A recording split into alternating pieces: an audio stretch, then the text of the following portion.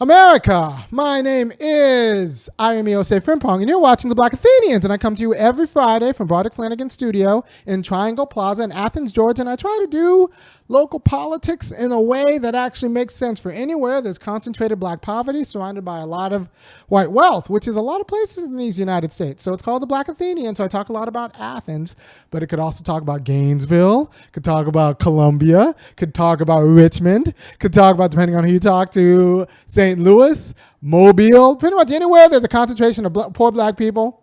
This is going to help you get your local politics right. And I think that's a lot of places in these United States. So today we're going to talk about the Mississippi raid, the Mississippi poultry raid. Everyone's talking about some 600 to 700 people were taken from their jobs. ICE came in, swooped in, took them all up. And that's a problem because it separated families and a lot of working people. And now everyone else is scared to go outside and they're scared to advocate. So what does that mean for black people?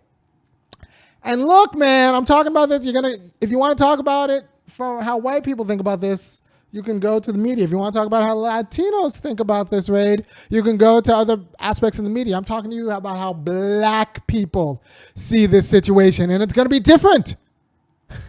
Because you have to understand that the migrant laborers were brought in to those poultry plants to replace us because black people started organizing. All right, so there's a great article in the Washington Post. Can you bring up the picture? There's a great article in the Washington Post that came out today that pretty much laid out the history of how the owners of the plant brought in mostly Latino. They called it the Hispanic Project. A lot of Latino laborers. Can you give me the picture for the just the Washington Post article about how they brought in a lot of immigrant and migrant laborers to replace black laborers because black laborers started to think that, like, look, we should have a say about our wages and our working conditions because they're dangerous. So the owners said, like, all right, so you want to say in your wages and your working conditions, we're going to find a population who doesn't care about that stuff or is not going to talk bad about us or organize against us. So we're going to find, a migrant population. So they were brought in to replace black people. That's a problem. And that's a problem we're going to start out with, and that's a problem we're going to talk through before we talk about, like, the injustice of them being ripped off their jobs, because that is an injustice. But it's fundamentally a labor problem and a fundamental inability to get serious about the proper labor politics. And with that, go ahead and hit the beat. To the beat, y'all. Yeah. Sound good to me. Never change the ways for the world or the government. If I was the president, then I would state facts. You leave it up to me, I paint the White House black and it can feature in your front. To the beat, y'all. Yeah. Sound good to me. Never change the ways for the world or the government. If I was the president, then I would state facts. You leave it up to me, I paint the White House black and it can feature in your front.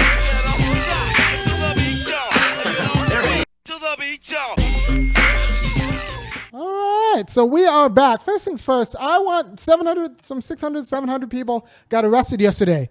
One person did not get arrested. Can you give me the CEO guy who did not get arrested? The billionaire owner of the company found a way to not get arrested. So he's the CEO of the company. He's a billionaire. He is scot-free, right? So he didn't get arrested. That's a problem because, I suspect he had a hand in falsifying no small amount of Social Security cards and paperwork. There's a lot of paperwork that goes on in running these operations. And, I suspect a cousin or a family friend or a son-in-law had his fingers in, like, negotiating the Photoshop that was necessary to create all these fake Social Security cards and driver's license to make this operation go, because this is an industry. So the big problem, like the way you know that this is a big problem is that this guy was not arrested, and either he didn't know that 700 of his workers were It's possible. It's possible. And I'm sure he told you. I thought they all had papers. Yeah. You have. Someone said, do you know how incompetent you have to be as a CEO to not know that 700 of your workers are underdocumented? I knew that 700 of his workers were undocumented. But this guy's not facing any criminal charges. It's kind of like the housing implosion where all these black people got kicked out of houses and all these white people just kind of said, oh, well, I don't know. Just pay me my bonus. So the first problem is the guy who orchestrated it all gets scot-free. Is scot-free. That's a problem. The second problem is give me the Washington Post article again with the little girl crying. Yeah. So this is the way the media is spinning it is that the big problem is that this little girl, as her whole family, all the breadwinners in her family worked at the poultry, and I'm laughing, but I'm laughing not to cry because it's really sad, and like nobody deserves to have their family split up. But the problem is, this is a very good article insofar as it shows how the company recruited all of these Latinx laborers to work at the factory and knowing that they were underdocumented. The company recruited and incentivized. It's kind of like The Grapes of Wrath. I don't know how many of you guys have read The Grapes of Wrath. I have because I like Steinbeck, and it's a very good book, but it's about like these Okies kind of got squeezed out of their farm by the banks, and then all these flyers from California farmers got dropped in to the Oklahoma small farmers saying that come to California, we'll pay you good money to pick oranges. And the cotton pickers in Oklahoma are like, we picked cotton, we can also pick oranges. So they all pack up their families pack up their wagons full of furniture and chickens and children, and they drive out to California, and then they get out to California, and it turns out that they were brought in as scabs because the California workers were organizing for higher wages, so they wanted to create a surplus of labor to drive the wages down and make sure the organized workers got pushed out of their jobs. So you're brought into the California orchards to be strike breakers, right? And they would rather let the oranges die on the vines than pay people what they're worth, right? So that's the story of the Grapes of Wrath. And so this is kind of like that. These Latino workers were brought into the southern poultry farms, the poultry factories, in order to break the spirit of the black workers who were organizing. And that's what happened. And so that's why we never actually got serious labor policy in the American South, because when black people got to be free, they created new Negroes. We needed different shades of Negroes because the Negroes we had didn't like the working conditions we wanted them in. Right? So they got in like browner Negroes because the black Negroes actually wanted to get paid for stuff. And the browner Negroes were great because they spoke a different language, and since we could deny them citizenship, they weren't going to organize anyway. And look, I've been a part of organizing campaigns, and some people say like, no, you can organize underdocumented immigrants. Underdocumented immigrants will become union workers too, like everybody else. No, they won't. No, they won't. Organizing is hard. Labor organizing is hard, and you need people to not only have the kind of character who will fight against their boss, but they need the legal recourse to not be hiding in the shadows. You cannot organize people who are scared to come outside of their house against their bosses. Like, it's hard enough to organize white Americans with like family money who have like all of the protections of citizenship against their bosses. It's hard enough to organize black people who have citizenship against their bosses. You cannot, it's so hard. The degree of difficulty of organizing people who don't have their papers right against their bosses it's really hard. It's not going to happen. And then throw on top of that, they're migrant laborers, not immigrant laborers, which means that they don't mind the $8 an hour because half that money goes back to like build businesses back in Honduras or whatever, or Guatemala, and that's real money back there. Or Mexico, like Mexico's got like the second biggest remittance economy in the United States. So we build middle classes in like Chiapas. We destabilize Chiapas and then push all the laborers for reasons, and then push all the laborers to to Georgia and Mississippi, and then so that they can depress American workers while building a middle class in Mexico. So like that's a whole problem. But the losers are always going to be black descendants of slaves. And that's a problem. So if you expect black people to think like liberal white people or like migrant laborers about this issue, you just aren't serious about the livelihood of black people. And I am serious about the livelihood of black people. So we have to organize this as fundamentally a labor problem, because we want to democratize power in the workplace so that the laborers who work at these chicken factories get paid as if they're people. As if they're people. That means a fair wage and a say in their working conditions, and so they're not like working around pesticides all the time. And if they are working around pesticides all the time, they get paid by plumbers. Because one of the reasons why we pay plumbers so much is because they spend all of their time with their hands and feces. So we pay them for that. And that's why we pay plumbers. We pay firefighters so much because they spend all of their time like inhaling smoke and cancerous debris. So we pay them for that. They retire early. So we need to just pay poultry workers for the pesticides they inhale. Right?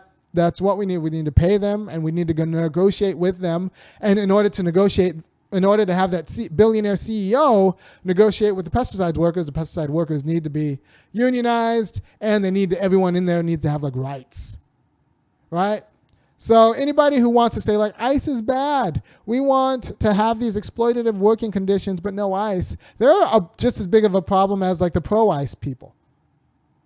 Because the only way this gets healed seriously is by unionizing the workers as they stand.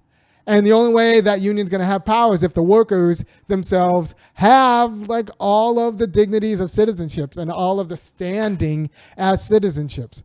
Because if you're talking about open borders and anti-ICE, but you're also not talking about securing these people's citizenship, you just want second-class citizenship. You want your cheap nannies and your cheap gardeners and your cheap chicken without having to share power with workers. So all these white liberals, like, I don't need them. Like, you're just as big of a problem as the ICE people. So the only way forward is a path to citizenship with union and organized labor education for all of the migrant workers.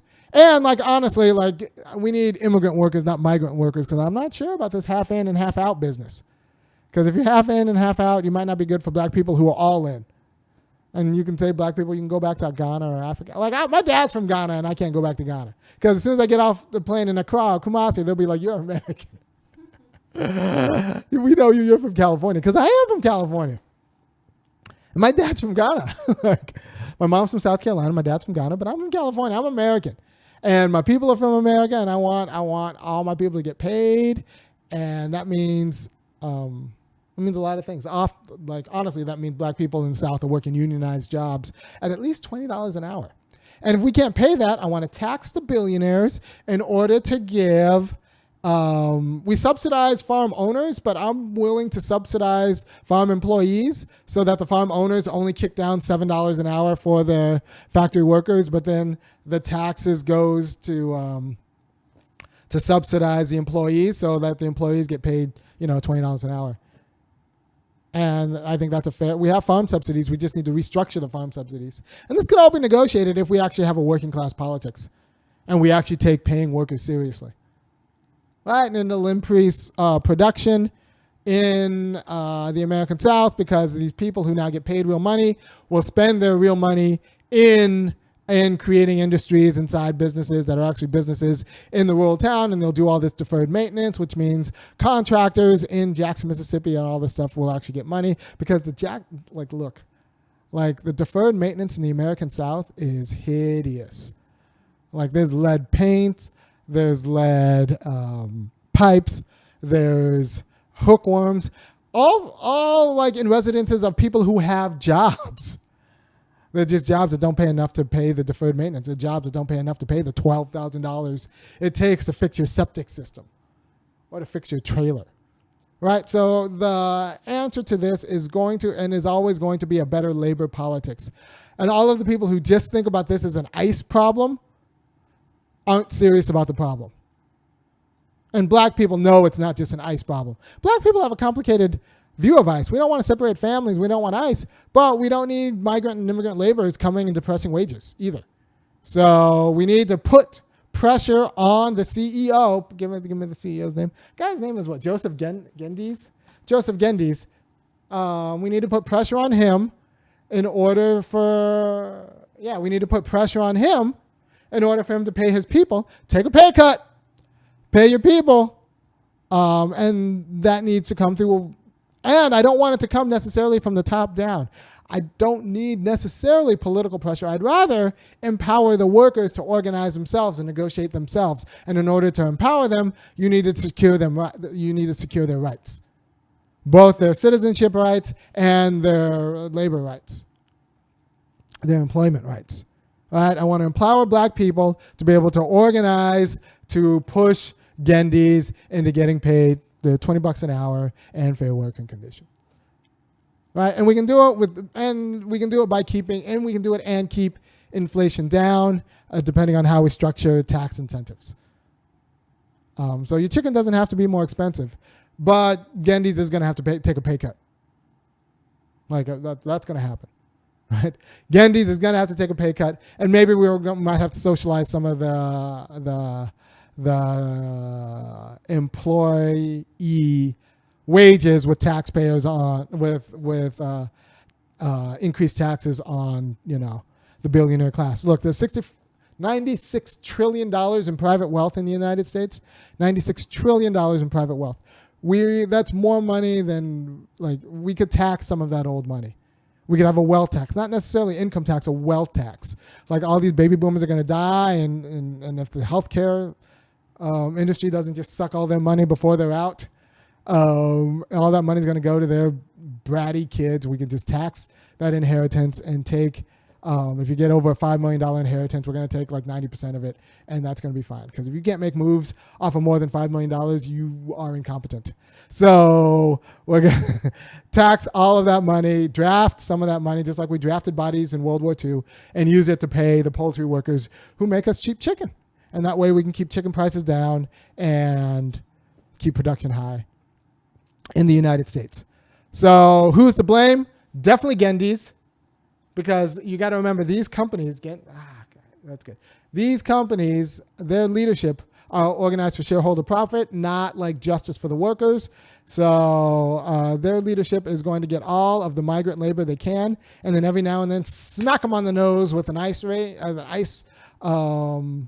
raid to remind them who's boss, because apparently these same workers sued the Coke poultry factory and got a $3.2 million judgment. And then all of a sudden magically they're raided by ICE, and they will not sue again because they don't want to be raided again. So we need stronger labor politics. This begins and ends with labor politics. If you're talking about ICE but not talking about organized labor, especially you white liberals, you're a problem. If you're talking about ICE but not talking about organized labor, you are a problem, because you don't these white ladies who want the gratitude, want their second class citizens and gratitude by saying, oh, we care about family separations, but you don't have the stomach for organized labor politics. You don't want to get in that mess. You just are perpetuating the problem. For black workers, you are the problem.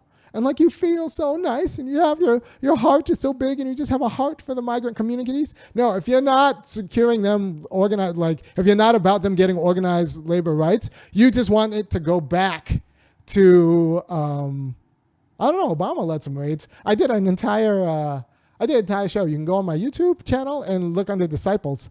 One of the plot points for the show, I wrote a pilot and then I filmed it because I had some extra time in 2014. One of the plot points was this last raid they did in Postville in, I want to say 2008. A raid they did in Postville where they rounded up a bunch of and this is Obama who rounded up a bunch of undocumented workers and this was INS before ICE.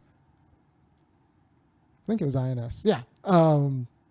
And by the way, people who want to abolish ICE, look, you're going to need something. You're going to need, before it was abolish ICE, it was abolish INS. You need some sort of bodies you need some sort of policing force in order to negotiate asylum. I'm not anti-asylum. I'm not even anti-immigration. I just want a pathway to citizenship that includes a cultural education in race and labor in America.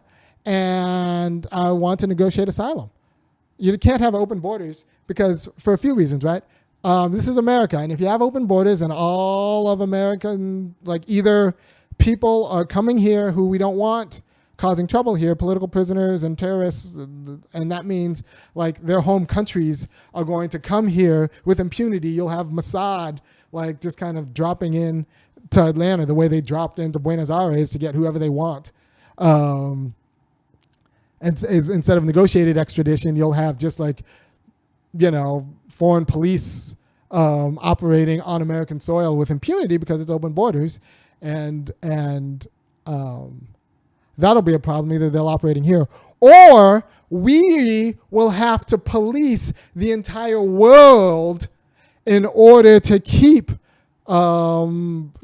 untoward elements from coming to the United States. So I don't want to police the entire world, and I don't want Mossad or whomever or MI5 or whatever on the U.S. soil. Going after their criminals who've escaped here.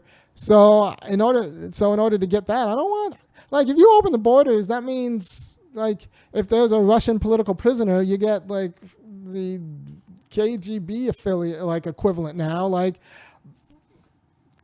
coming to the United States and getting their guy. I don't want that. So open borders, people aren't serious because you need to negotiate asylum. You need to negotiate extradition. I'm not against asylum. I'm not against extradition. It just needs to be negotiated. And in order to negotiate it, you need ATF. You need some sort of border authority.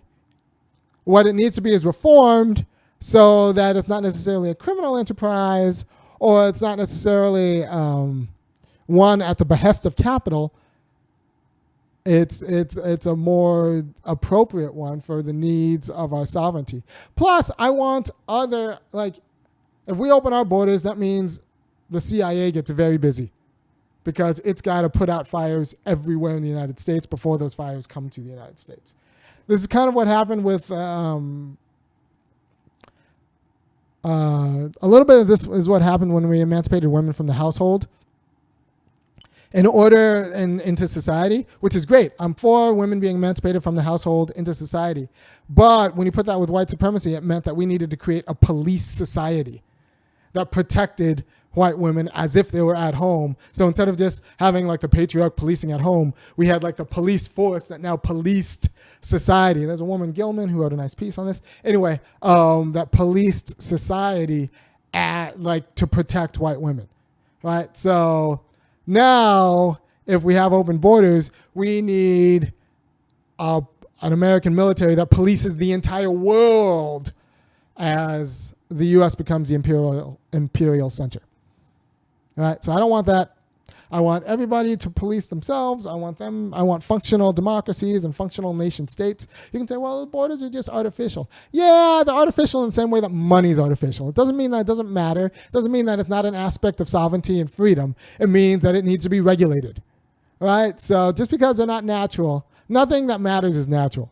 If you think that anything that matters is natural, you need a better relationship with nature.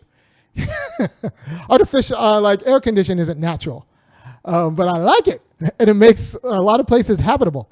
And like I said, my dad's from Ghana. He spent 3 generations getting here because nature over in Ghana is scary. It eats you, and it doesn't care about your rights. And so, all these things are artificial. Doesn't mean they don't, figure into freedom in an important way. Borders figure into freedom in an important way. They need to be negotiated. They need to be enforced. And, Yeah.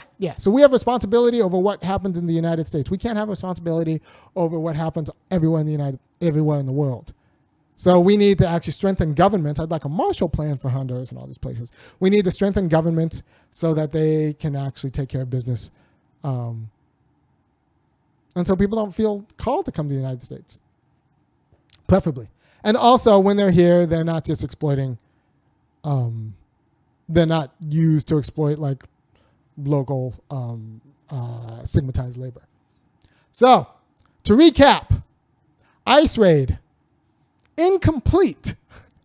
Right? So they got to, if you're going to raid everyone, you need to raid everyone. The people who make their social security cards, the bosses who hire them, and a lot of you white people who know construction people who've hired every single kind of undocumented immigrant, you hire them all.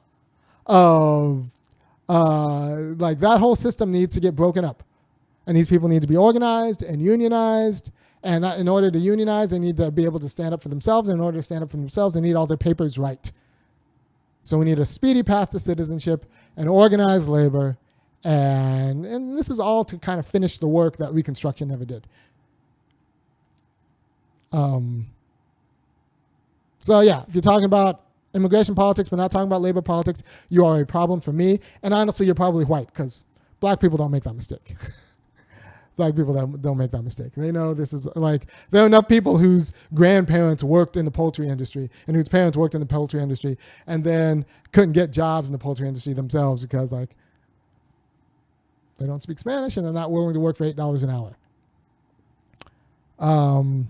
So the way to fight this is on labor grounds, and that's how we get to justice. And like a lot of you people be like, well, we need to get at currently we need to go at the present pain and the present need. And the present need is these concentration camps and ICE and these family detentions. No, you have an attention span of a gnat. And like you're a problem for our politics. The current need is crappy labor politics. Like you're just some white liberal who wants to do what makes it feel good. And that's a problem for me. And that's a problem for all the black people who are put out of work by this system. So the current need is for you to organize, is to find your local, union rep and hook them up with your local poultry worker and unionize these factories and push for the quality of immigration plan that will secure a path to citizenship and stop pretending that open borders or like migrant labor with the remittance economy is sufficient.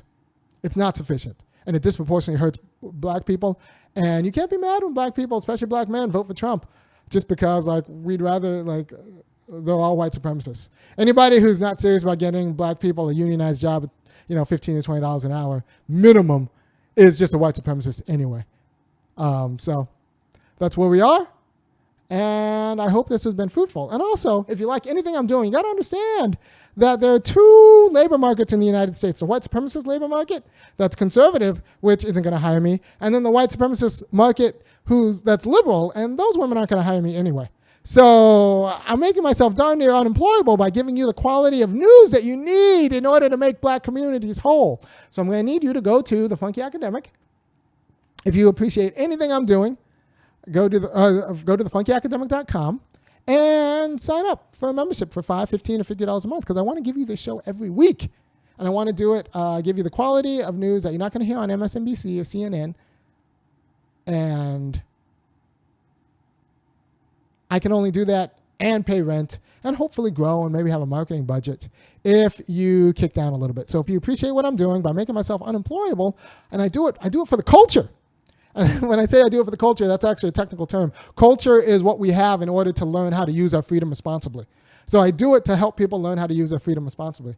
I'm going to help you turn your money into meaning because a lot of you, especially there are a lot of white people who watch the show. A lot of you have a hard time turning your money into meaning, especially if you have kids who aren't necessarily on pills and like you just have all this extra money and you can't turn it to meaning.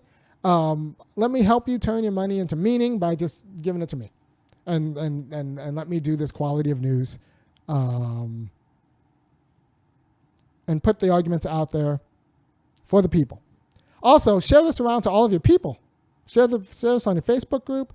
Share this on your Twitter, on your Instagram. That's what the kids use now. And, maybe your next book club or your Sunday school class, maybe watch this instead. It's just the right amount that you can watch this and then talk about what I say. Yeah. And because, you may agree, you may not agree, but these are arguments that need to happen. And these are arguments, this is how black people talk. Like, this is how black people talk. And the black people who aren't saying what I'm saying around you, it's because they're scared of you. Because this is what black people think. This is working class, everyday black people, this is where they're at. And if you want them on your side, on your political side, you're going to have to understand where they're at. And I'm trying to give you that news. I just can't afford to do it for free because it costs. Everything costs, man. My kids, like, I got kids and I got rent to pay. So anyway, thank you for your time. I hope you've enjoyed the show. And I will see you next week, and tell all your friends about what I'm doing here. Peace.